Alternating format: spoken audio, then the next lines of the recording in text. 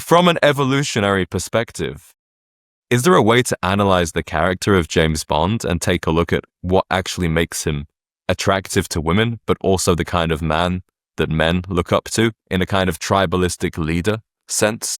I'm fairly sure that he's a character written by men for men. And so he's maybe not likely to be a true to form representation of what women find attractive. If I wanted to find, a true representation of that, I would look for, male characters written by women in order to entertain women with romantic content, so to say. It's probably a good perception of what men perceive to be attractive. And I'm not saying that James Bond, wouldn't be attractive to women. I'm sure he would be. But in terms of why men find him compelling as a character, he has many cues to, in our ancestry, survival and reproduction relevant traits. So he's very competent, he's very high status, he's very physically dominant, he's very interpersonally dominant, he's very emotionally well regulated, he has access to lots of resources.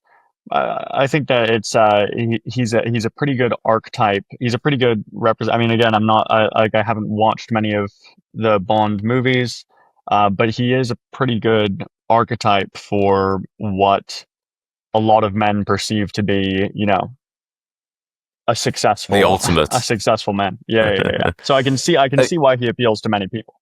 Yeah. You make an interesting distinction there of there's a difference between what men think women like and what women actually like. Yes. Talking from a broader perspective now, what are some of those main differences?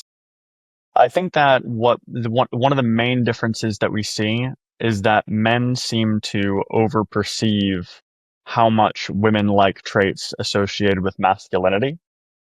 So one example of this would be in the muscularity research. So Right. women do like muscular men, right? That is a very well supported fact. Insofar as we know anything about women, what women find attractive physically, muscles are right up there with height, right? So I'm not going to say that women like dad bods. That's not accurate. However, what I can say is that if you survey men and survey women and ask them, how muscular would you like your ideal mate to be, and let them pick from an array of bodies, right? And you ask men, how muscular do you think women would like their ideal mate to be? Men will consistently pick a mate men will consistently pick a figure that is more muscular than what women pick. Now, I said that in a very complex way, but to really simplify it, men think that women do like muscles, but men think that women like muscles more than they actually do. Another example of this would be facial hair, right? So we see that, and I'm not sure if this is, systemically represented in males, but a lot of men think like, oh, if I just grew a really big bushy beard, that would just drive women crazy. And it's not that women don't like facial hair, right? If you look at facial hair studies, it's pretty consistent that, heavy stubble is considered very attractive by women compared to clean shaven faces and compared to heavily bearded faces.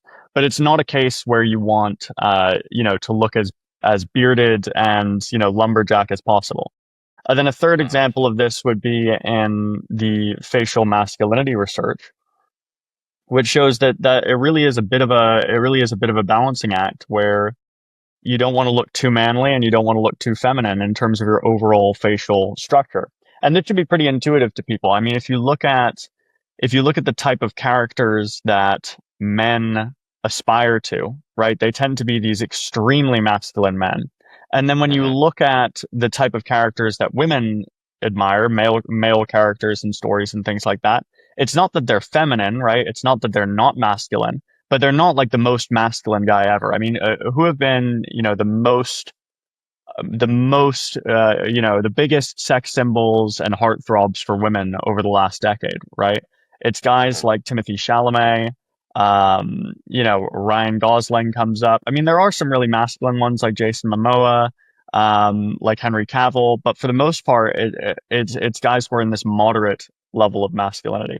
So I would say that in terms of differences between what men think women want and what women actually want, I would be pretty confident that in general, men overestimate how masculine is ideal. hmm So we spoke about physical traits there, and I just want to go a bit closer into each one of those, and then we'll move on to some more personality-based traits. With muscularity, what's a good reference point for what women generally perceive to be a good level of muscle? Maybe there's a certain celebrity, a certain BMI, body fat percentage, that the research shows this is what most women actually find most attractive. Yeah, so there have been some BMI studies, and generally, I mean, this isn't very helpful, but generally, those studies indicate that men who are on the higher end of average or even slightly overweight in terms of a BMI scale. So BMI, Right. it's just a measure of weight by height. Essentially, it's kilograms per meter squared, right? But it is a measure of size, and we see that men who are on the heavier side are generally, on average, preferred. That doesn't give us that much information though, because we don't know how lean they are, that sort of thing. I would say that as a general rule for a man, I think that as long as you're not taking any exogenous substances to help you in your muscularity journey, you're at very little risk of becoming too muscular, right? Like for the vast majority of men listening, if you hit the gym hard and eat right, but don't do anything further than that, it's very unlikely that you're going to get so muscular that it actually puts people off. And this is something that we see in studies of men of naturally varying muscularity. So men who are not, digitally edited to look super muscular, men who have not, taken androgens to be as big as possible. Women generally prefer the most muscular men in those samples or in that sample. So I think that I don't want to take people the other way and say like, oh, don't try to build muscles, because that's completely misleading.